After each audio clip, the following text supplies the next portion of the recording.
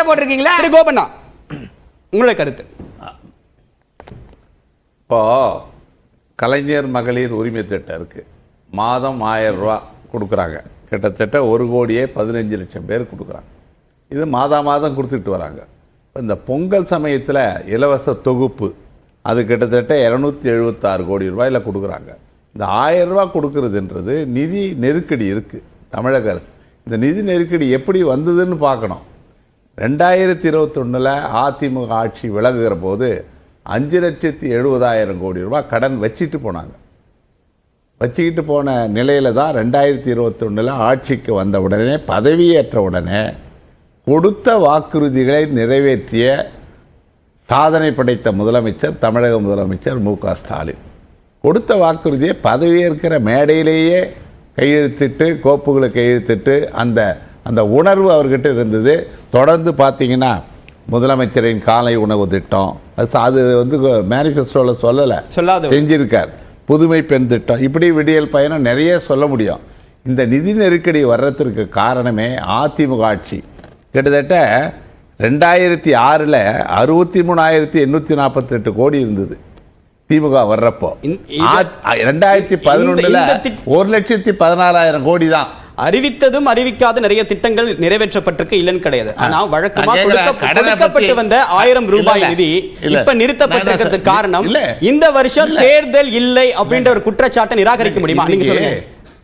நண்பர் சரவணன் தெளிவா சொன்னார்.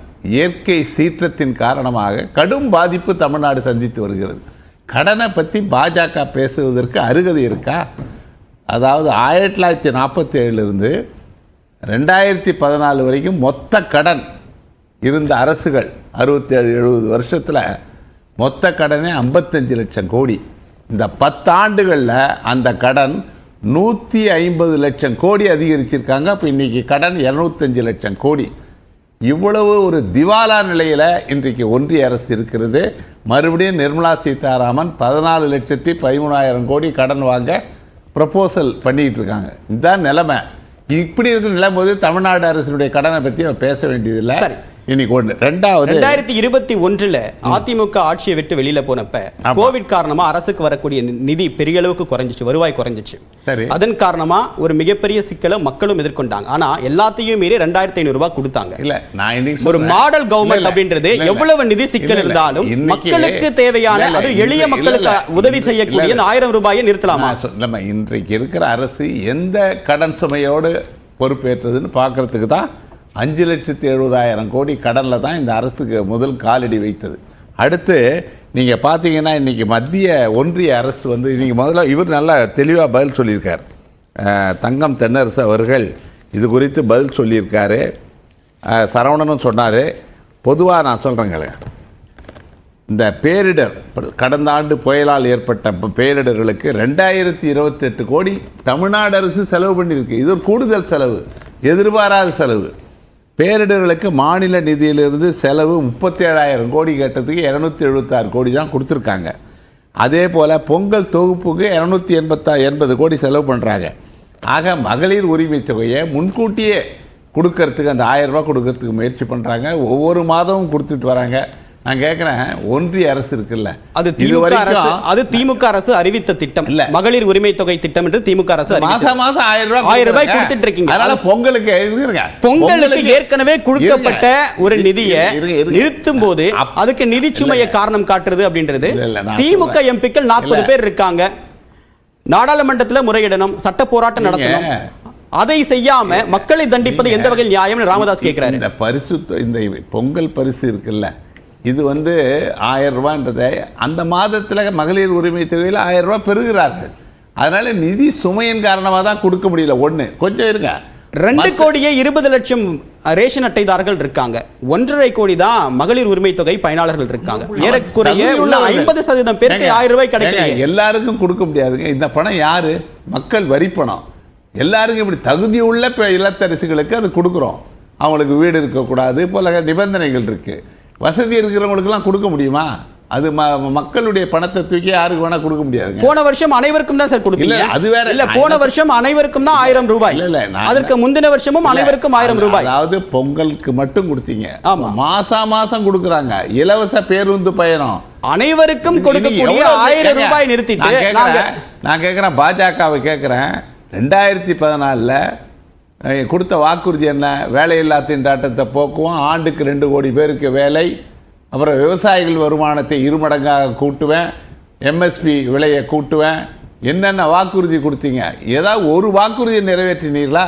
எந்த வாக்குறுதி நிறைவேற்றல. இந்த தமிழக அரசை பொறுத்தவரை முதலமைச்சர் மு.க. ஸ்டாலின் அவர்கள் தேர்தல் நேரத்தில் கொடுத்த வாக்குறுதிகளில் பெரும்பாலானவற்றை நிறைவேற்றியிருக்கிற அந்த நிறைவேற்றுகிற எண்ணம் இருக்குது இந்த ஆட்சிக்கு. மக்கள் நலன் சார்ந்த நல்லாட்சி நடத்தப்பட்டு வருகிறது. எந்த ஸ்கீம், எவ்வளவு ஸ்கீம், நாள்தோறும் அறிவிப்புகள், நாள்தோறும் மக்கள் நலன் சார்ந்த திட்டங்கள் அறிவிக்கப்பட்டுத்தான் வருகிறது. இந்த அரசை பொறுத்தவரை ஒரு செயல்படுகிற அரசு, மக்கள் நலனில் அக்கறை உள்ள அரசாகத்தான் இருக்கிறது. இப்படி சாதனைகள்ல நான் பட்டியலிட்டால் என்கிட்ட நிறைய இருக்குது. நான் கேட்குறேன், இவருக்கு மெட்ரோ ரயில் இருக்குது. மன்மோகன் சிங் 14,200 கோடி ரூபாய் கொடுத்தாரு. இப்போ 63,246 கோடியில் 50% தமிழ்நாடு அரசு, 50% சென்ட்ரல் கவர்மெண்ட் கொடுக்கணும். ஒரு பைசா கூட கொடுக்கல. மொத்த சுமையையும் இன்றைக்கு தமிழக அரசு ஏற்க வேண்டிய நிலையில் இருக்கிறது.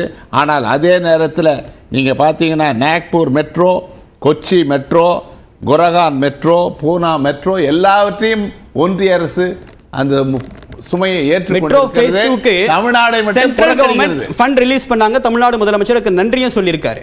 இல்ல நான் 50% நீங்க ஏத்துக்கணும். சரி, ஓகே.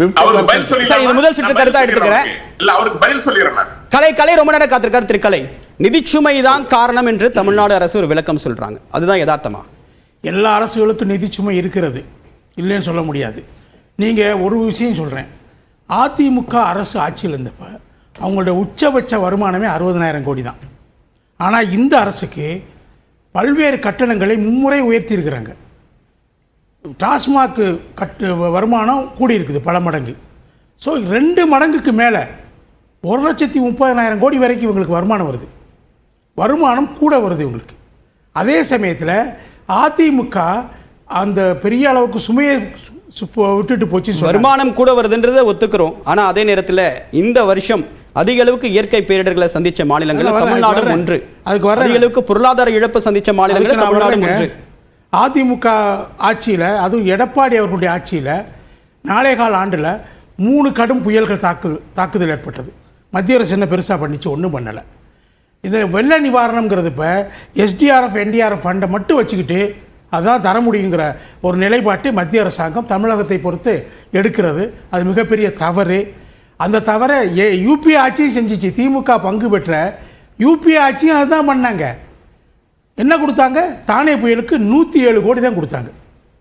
அதே மாதிரி சுனாமிக்கு பேரிடர்னு அறிவிக்க மறுத்துட்டாங்க. 450 கோடி தான் கொடுத்தாங்க. அதுவும் ஓராண்டு கழித்து தான் கொடுத்தாங்க. அதனால் 2 பேருமே அப்படி தான் செஞ்சுருக்கிறாங்க.